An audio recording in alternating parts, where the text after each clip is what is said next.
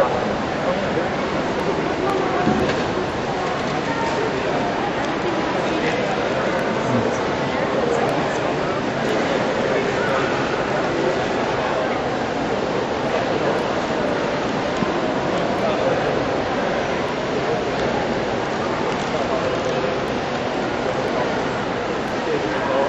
really pleased to welcome all of you to our first ever Big Draw event in the United States.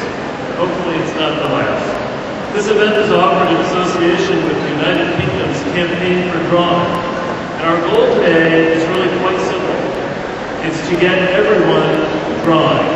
And if I can do it, you can do it. Drawing will be a public activity as we've seen today here, as well as a private passion. 1,000 venues across the United Kingdom, from great national institutions to village halls, regularly join in to offer people of all ages the chance to discover that drawing is enjoyable, liberating, and at everyone's fingertips. So now today we too can join in the U.S. The Campaign for Drawing was inspired by the great Victorian writer and visionary John Ruskin. His mission was not to teach people to draw, but how to see. We hope that our Big Draw brings fresh opportunities for you to discover how drawing can connect us to our environment and our heritage. Today's event is offered to celebrate the opening of our newest exhibition titled David Macaulay, Art of Drawing Architecture, located on the second floor of the museum right above me. The exhibition will be open until January 21st of next year. We hope that you will not just visit it today, but come back and see it often in the months to come. We have here a terrific staff at the museum, and I want to thank each and every one of them who volunteered their time and their efforts to make this event successful today. In particular, I must acknowledge Sarah Rice, who is our Director of Youth Education. Sarah, stand up. Sarah organized this entire event. She's just done a superb job on it. And I also want to acknowledge Scott Prass, who's our Vice President of Education, and his entire group. Thank you, Scott.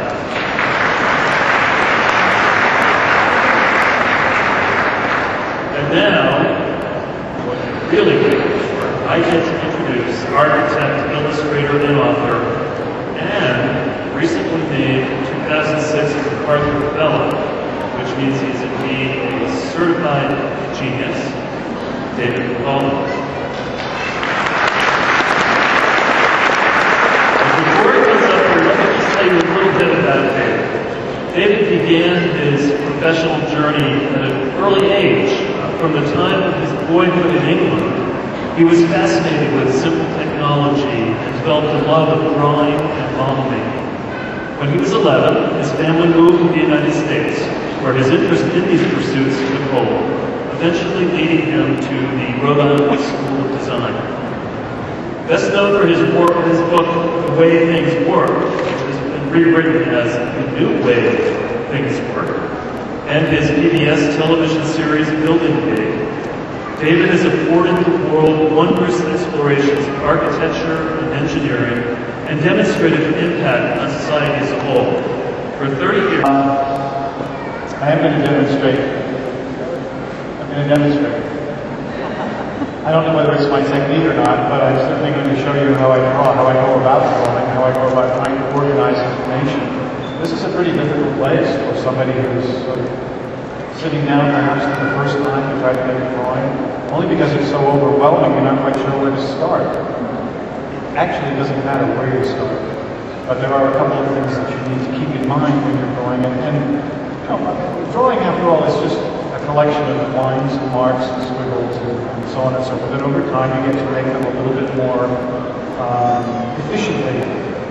But it's perspective that organizes all those little scribbles and lines and marks and creates the illusion of a three-dimensional space.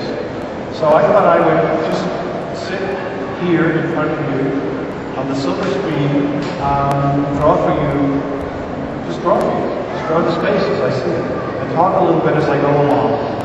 and sort of try to explain new things and so on and so forth. But as Kes just mentioned, this is nothing to do with making art. You will not see art made today. I don't make art on Saturdays or Sundays. I make art Monday through Friday until 5 o'clock. After that, I just draw. And more importantly, though, I see things. I look at things. I draw to learn. And I always have. If I want to understand something, I can read about it, I can look at it, I can handle it, but I will also draw it. And it's in drawing it that I realize what I don't understand, and things become clearer to me. And even if you're sitting in the middle of a space like this or outside, and you're looking at the building, chances are, at some point you will get up and walk away from where you're drawing and look at something from another side, walk all the way around it. Developing that larger understanding actually helps you make that drawing from that point of view that much better. You do need to understand what's on the other side. You need to understand what you can't see to make a drawing from any single point of view. So, here we go.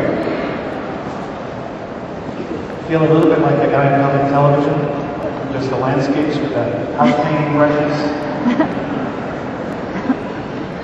A little bit. He doesn't look as sharp. Did I just lose down? No. Okay. Now I just have to mark where I will lose you.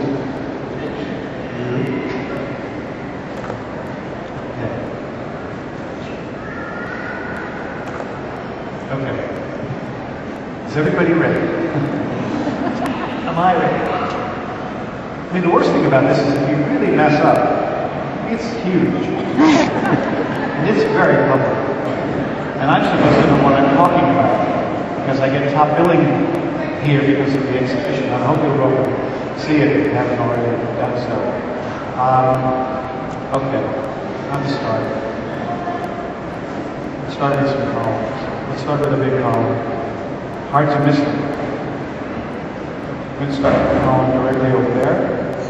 I'm going to... Now, as I said, it really doesn't matter where you start, but the more you add to the drawing, that's when you have to become aware of the perspective, because you're going to need some sort of organizational tool to tie it all together. So here we go. It went well this morning, which means I'm really destined for disaster this afternoon. All right, let's see. Now, behind this column is...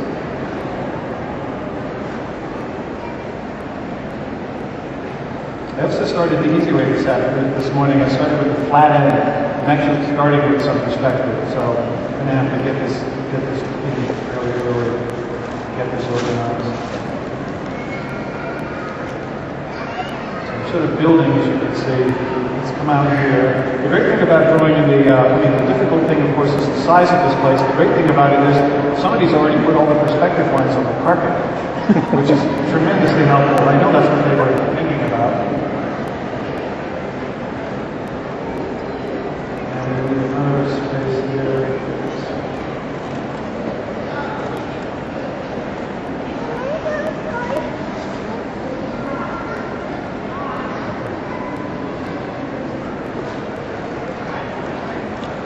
And we've got another one back there.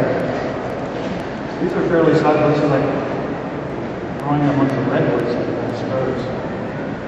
Not that I've ever done that, I just assumed.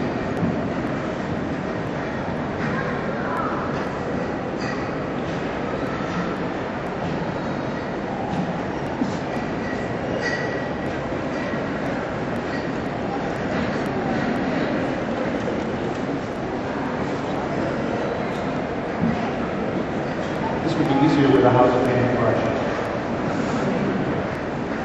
I wouldn't be tempted. I mean, it's easy to get stuck in the little details. If you get stuck in one part of the drawing, you can do a beautiful job of a single arch and the columns and so on. And the rest of it just falls apart. And then you're in that, you have that quandary.